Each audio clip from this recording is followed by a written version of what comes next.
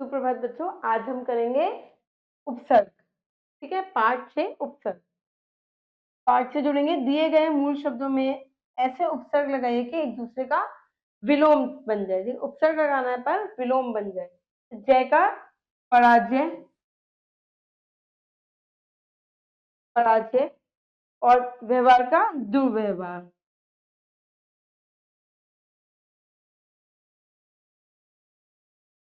ठीक है, चलिए आइए जानते हैं। और शब्द क्या है? मान, और अर्थ क्या है? आदर। शब्द है अप धन मान, निरादर आदर न करना। ठीक है। शब्द है चित्र, और अर्थ है इसका तस्वीर। विधन चित्र मतलब कि अर्थ है अनोखा। आइए इसको जानते हैं। इन शब्दों में मान तथा चित्र में कुछ शब्दांश जैसे अप, वी जोड़कर नए शब्द अपमान का विचित्र बनाए गए हैं। अब क्या है? उपसर्ग है और मान लगा दिया अपमान, मूल शब्द जोड़ के नए नए शब्द बनाया जाता है। इन नए शब्दों के अर्थ पहले शब्दों से बिल्कुल भिन्न है। ठीक है। अतः अप तथा अवि शब्दांशों के लगाने से इनका अर्थ बिल्कुल बदल गया। देखा आपने? चित्र एक शब्द है पर वी लगा के विचित्र बन गया। ठीक है। इधर अप है, मान मूल शब्द लगाया, अपमान एक नया शब्द बन गया। ठीक है। इन शब्दांशों को उपसर्ग कहते हैं।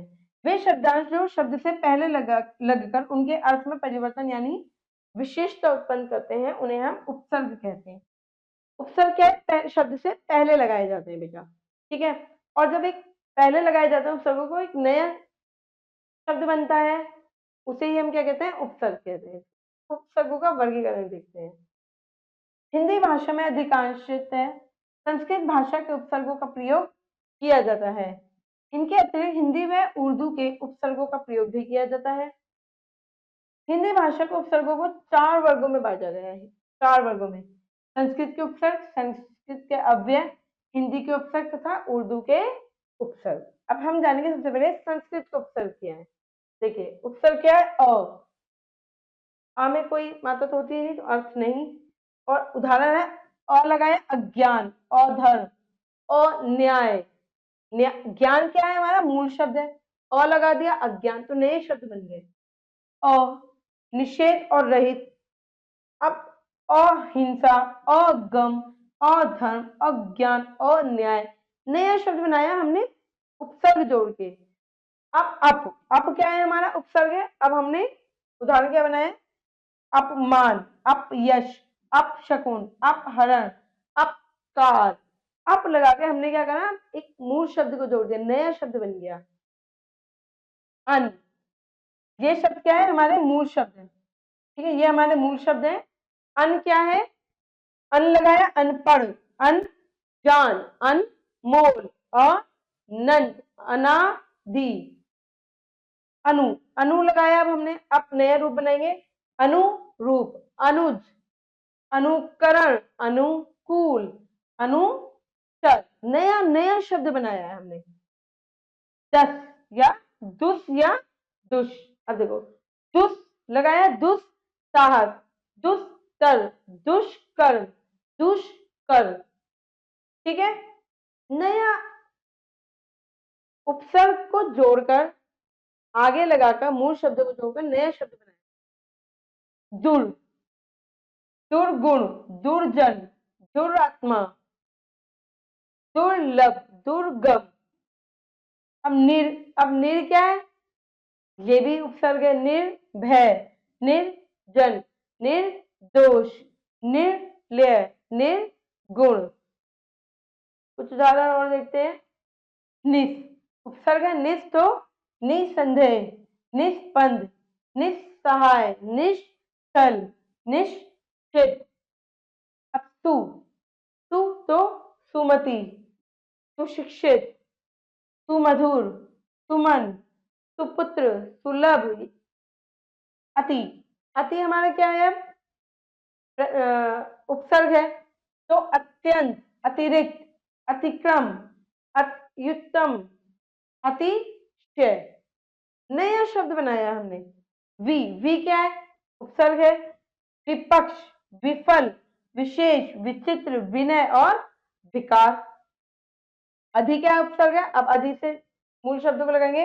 अधिनायक, अधिपति, अधिकांश, अधिकृत, अध्यक्ष, उत। ये तो शब्द हमारे मूल शब्द आ ही गए, ठीक है। उत, उत्कर्ष, उत्थान, उत्पात, उत्तेजना, उत्प्रेषक।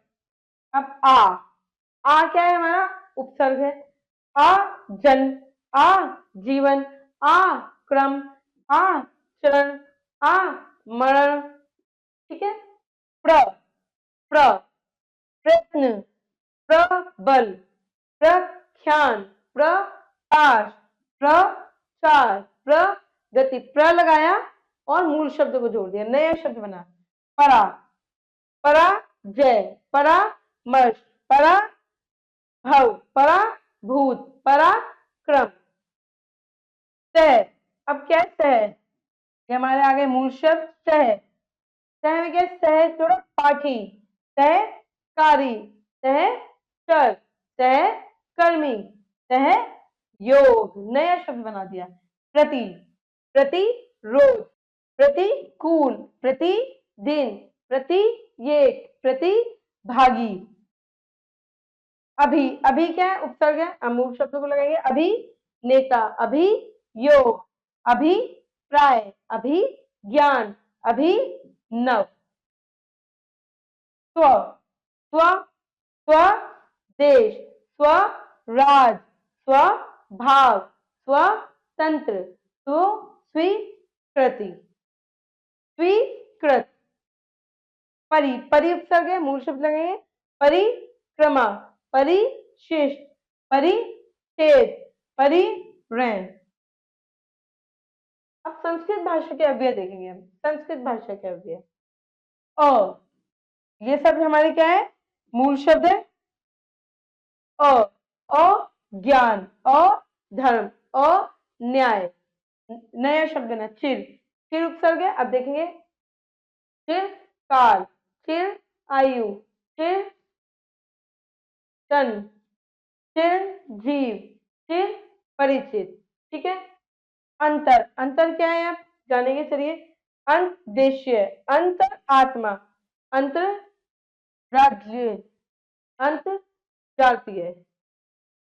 कु, कु, कु समय, कु पुत्र, कुमार, कुसंग, कुख्यात, कुरीति। स से बनाएंगे नए शब्द। सहर्ष, सफल, सगोत्र, सजल, सपरिवार। पुनः, पुनः, पुनर्निर्माण, पुनर्जन्म, पुनः मिलन, पुनर्गमन। अध, अध संस्कृत शब्द अधा, अधोपतन, अधोगति, अधोमुख। अधा तो अधो, ठीक है।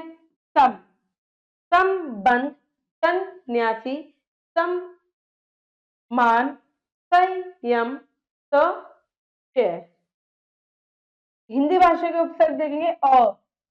अटल, अकाल, अचेत, अहिंसा, अछूत और अज्ञान। ये सब क्या है हमारे? इनके अर्थ हैं, ये हमारे मूल शब्द हैं, ठीक है। औघड़, औघट, औतार, औगुण, औरस। नी से बनाएंगे नए शब्द। निडर, निठल्ला, निकम्मा, निहत्या, निपुता। कु से बनाएंगे। कुचक्र, कुपूत, कुमार, कुसंग, कुख्यात और कुरीति। स या सु से बनाएंगे। सपूत, सुडौल, सुगढ़, सुबोध, सुलभ और सुपथ। भर, भर से बनाएंगे। भरपेट, भरपूर, भरमार और भर तक। चौ से बनाएंगे। चौकन्ना, चौराहा, चौपाया, चौमासा या चौगुना। अध से बनाएंगे एक नया शब्द, मूल शब्द जोड़ के, अध पका, अध मरा, अध खिला, अध कचरा, अध जला। उन, उन को जोड़ेंगे 19, 29, 49, 59, 69। दू क्या है? दू हमारा उपसर्ग है, इसमें जोड़ेंगे दुबला, दुकाल, दुपहिया, दुरंगा और दुलार। बिन, बिन जोड़ेंगे बिन ब्याह, बिन मांगा, बिन जागा, बिन खाया और बिन बात। उर्दू भाषा के उपसर्ग देखेंगे ला। ये क्या है? हमारे मूल शब्द है, अर्थ है ला। लाजवाब, लानत, लाचार, लाइजाज और लापरवाह। नया शब्द जोड़ दिया हमने इसमें। बद, बद उपसर्ग है, बद के आगे मूल शब्द लगाएंगे, एक नया शब्द जोड़ेंगे। बदनाम, बदतमीज, बदनीयत, बदसूरत, बदकिस्मत। एन, एन जोड़ेंगे एन वक्त और एन मौका। ना जोड़ेंगे नालायक, ना समझ, नापसंद, नाराज और ना मुमकिन। खुश, खुश जोड़ेंगे खुश मिजाज, खुशहाल, खुशबू, खुशखबरी और खुश किस्मत। हम जोड़ेंगे हम उम्र, हम सफर, हम दर्द, हम राही, हम राज और हम ख्याल। गैर, गैर मुनासिब, गैर हाजिर, गैर सरकारी, गैर जिम्मेदारी। नया शब्द जोड़ते हैं हम। बे, बे उपसर्ग है, मूल शब्द को जोड़ेंगे बेगुनाह, बेअदम, बेहोश, बेइज्जत, बेकसूर और बेरहम। बिला, बिला जोड़ेंगे बिला वजह, बिला कसूर, बिला दिमाग और बिला शक। ठीक है। हर, हर उपसर्ग है, मूल शब्द को जोड़ेंगे हर रोज, हर बार, हर घड़ी, हर दम, हर पर, हर दिन। कम, कम उम्र, कम सिन, कमजोर, कम खैर और कम अकल। ठीक है। हमने क्या करा? हमने उपसर्ग को मूल शब्द से जोड़ा और क्या करें? एक नया शब्द की उत्पत्ति की। ठीक है। आइए जानते हैं पाठ का सार। वे शब्दांश जो मूल शब्दों के आरंभ में जुड़कर उनके अर्थ में विशेषता उत्पन्न करते हैं, ठीक है, अथवा परिवर्तन ला देते हैं, उपसर्ग कहलाते हैं। उपसर्ग क्या है? शब्द से पहले लगाए जाते हैं बेटा। ठीक है। हिंदी में 4 प्रकार के उपसर्गों को प्रयोग किए जाते हैं। कौन कौन से?